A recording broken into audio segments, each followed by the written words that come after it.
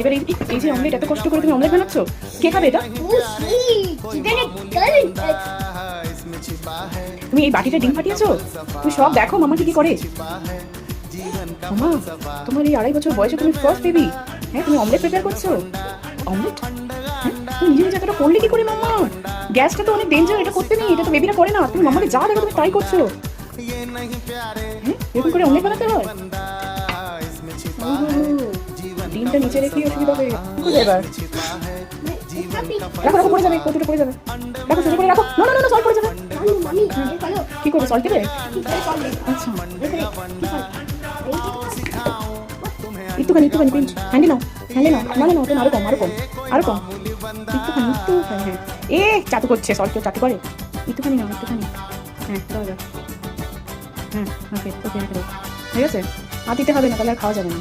ওকে ডান। ওকে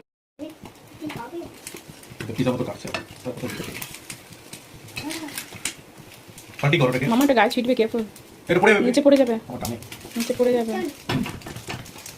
আচ্ছা আমাকে করতে দেখে, কেয়ারফুল। ওই যে ছিটছে কিন্তু ডিম। এটা কে কে খাবে? কে খাবে অমলেটটা? ডোডো খাবে? ড্যাডি আর মামাকে দেবে না?